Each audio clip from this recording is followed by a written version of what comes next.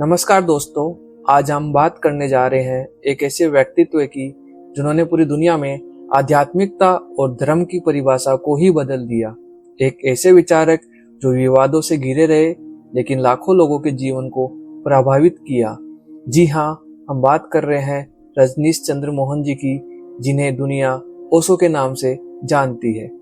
11 दिसंबर 1931 को मध्य प्रदेश के कुचवाड़ा गांव में एक जैन परिवार में ओशो का जन्म हुआ। उनके पिता का नाम बाबूलाल और माता का नाम सरस्वती जैन था। वे 11 भाई बहनों में सबसे बड़े थे। रजनीश का बचपन बेहद अलग था। वे अपनी नाना नानी के साथ रहे, जिन्होंने उन्हें पूरी आज़ादी दी। उन्हें किसी भी तरह की पाबंदी नहीं थी। यही स्वतंत्रता उनके व्यक्तित्व का आधार बनी। जब वे 7 साल के थे तब उनकी प्रिय चचेरी बहन शर्मिला की मृत्यु हो गई। इस घटना ने बालक रजनीश को गहरे तक प्रभावित किया और मृत्यु, जीवन और अस्तित्व के बारे में सवाल उनके मन में उभरने लगे।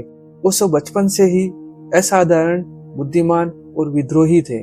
वे हर बात पर सवाल करते थे, धर्म पर, समाज पर, परंपराओं पर। उनके शिक्षक भी उनके तर्कों से परेशान रहते थे।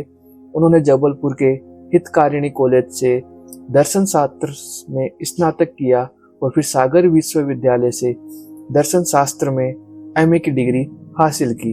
21 मार्च 1953 को जब वे सिर्फ 21 साल के थे, उन्होंने कहा कि उन्हें आत्मज्ञान या एनलाइटनमेंट प्राप्त हुआ।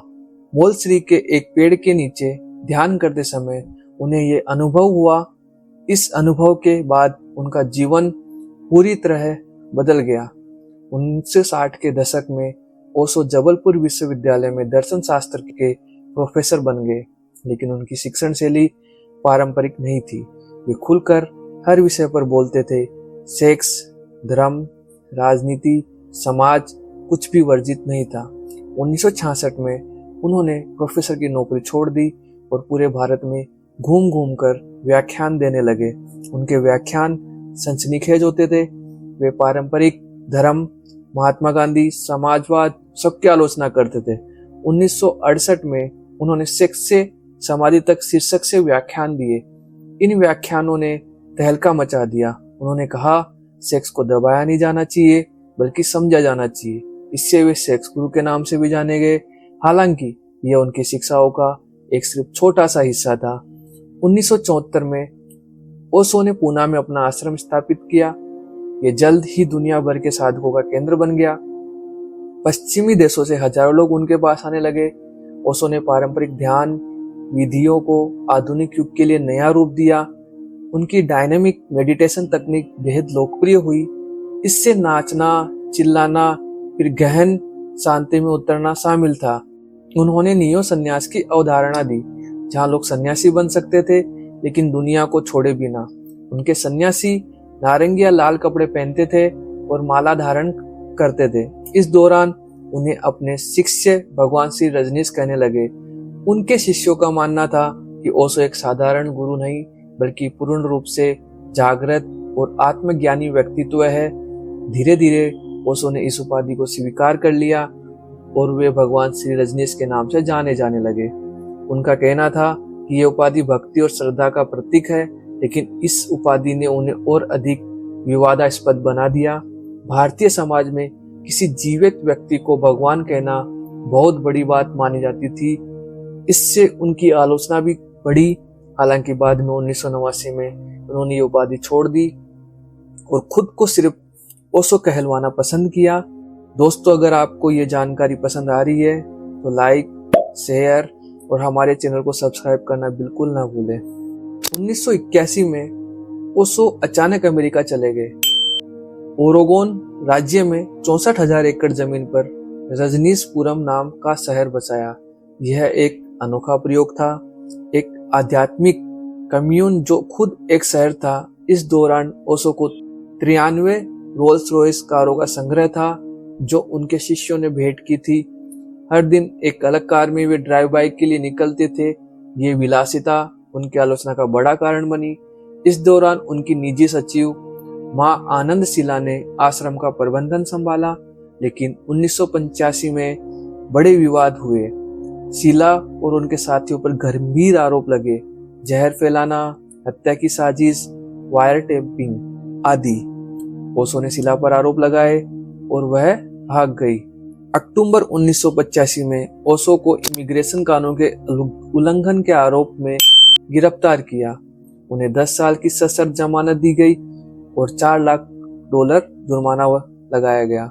उन्हें अमेरिका छोड़ना पड़ा। अमेरिका से निकलने के बाद ओशो ने 21 देशों का दौरा किया, लेकिन ज्यादातर देशों ने या तो उन्हें वीजा देने से मना कर दिया या उन्हें वहां से निकाल दिया। अंततः 1987 में वे भारत लौटे और दोबारा पुनः आश्रम में बस गए। 1989 में उन्होंने अपना नाम बदलकर सिर्फ ओशो रख लिया।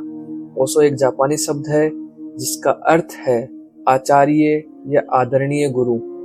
1989 में उनका स्वास्थ्य तेजी से बिगड़ने लगा। उन्होंने दावा किया कि अमेरिकी जेल में उन्हें जहर दिया गया, जिसका असर सिर्फ अब दिख रहा है। 10 अप्रैल 1989 को उन्होंने अपना अंतिम सार्वजनिक व्याख्यान दिया। 19 जनवरी 1990 को ओशो ने अपना शरीर छोड़ दिया। उनकी मृत्यु पर आज भी विवाद है। कुछ कहते हैं यह स्वाभाविक थी, कुछ का मानना है कि अमेरिकी जेल में दिया गया जहर कारण था। उनकी समाधि पर लिखा है, Osho never born, never died, only visited this planet earth between December 11, 1931 to January 19, 1990। Osho ने हमेशा व्यक्तिगत स्वतंत्रता पर जोर दिया। वे कहते थे, अंधविश्वास को चुनौती दो, सवाल करो, अपने बुद्धि का इस्तेमाल करो। उन्होंने जीवन को सेलिब्रेट करने की बात कही। जीवन को दबाओ नहीं, जियो। वे सेक्स, प्रेम और खुशी को प्राकृतिक मानते थे। उन्होंने कहा कि आधुनिक मनुष्य के लिए पुरानी ध्यान विधियां काम नहीं करती, इसलिए उन्होंने डायनेमिक मेडिटेशन, कुंडलिनी मेडिटेशन जैसी सक्रिय विधियां विकसित की। ओशो ने बुद्ध, महावीर, कृष्ण, क्राइस्ट, सूफियों सबके बारे में बोला। उन्होंने हर धर्म के सार को अपने तरीके से प्रस्तुत किया। ओशो पर जैन, बौद्ध धर्म का गहरा प्रभाव पर था। उनका ओशो नाम भी जापानी जैन परंपरा से लिया गया है। उन्होंने सेक्स पर खुलकर बोलने से रूढ़िवादी समाज में तीखी प्रतिक्रियाएं हुई। 93 रोल्स रॉयस और भव्य जीवन शैली ने लोगों को भ्रमित किया।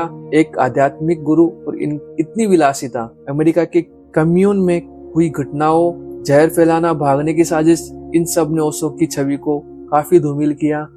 कुछ पूर्व शिष्यों ने आरोप लगाया कि आश्रम में माइंड कंट्रोल और मैनिपुलेशन होता था। उन्होंने महात्मा गांधी की तीखी आलोचना की, जो भारत में विवादास्पद रहा।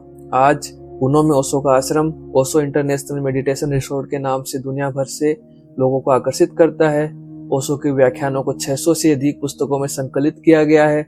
ये 60 से अधिक भाषाओं में अनुवादित है। दुनिया भर में करोड़ों लोग ओशो से प्रभावित है। कई हस्तियां, लेखकों, कलाकारों, उद्यमियों ने ओशो से प्रेरणा ली। ओशो ने आध्यात्मिकता को धर्म से अलग करके प्रस्तुत किया। उन्होंने दिखाया कि आप किसी भी धर्म को माने बिना भी आध्यात्मिक हो सकते हैं। ओशो एक बेहद जटिल और बहुआयामी व्यक्तित्व थे। उन्हें समझना आसान नहीं। कुछ उन्हें महान ज्ञानी मानते हैं, कुछ धूर्त धोखेबाज। सच इन दोनों के बीच कहीं है। वे एक विद्रोही थे जिन्होंने हर रूढ़िवादिता को चुनौती दी। उन्होंने लाखों लोगों को सोचने पर मजबूर किया। जीवन क्या है, धर्म क्या है, स्वतंत्रता क्या है। उनकी मृत्यु के 34 साल बाद भी ओशो की शिक्षाएं प्रासंगिक है। मानसिक स्वास्थ्य, ध्यान, माइंडफुलनेस, जिन विषयों पर आज चर्चा हो रही है, ओशो ने दशकों पहले उन पर बात की थी। ओशो का संदेश सरल था, जागो और सवाल करो, अपने अस्तित्व की पूरी तरह जियो। तो दोस्तों, ये थी ओशो की कहानी। एक विद्रोही, एक गुरु, एक विवादास्पद व्यक्तित्व। आप उनसे सहमत हो या असहमत, लेकिन उन्हें इग्नोर नहीं किया जा सकता। वीडियो देखने के लिए धन्यवाद। अगर आपको यह वीडियो पसंद आया तो लाइक करें, शेयर करें और सब्सक्राइब करना बिल्कुल ना भूलें। कमेंट में बताइए आप ओशो के बारे में क्या सोचते हैं। जय हिंद।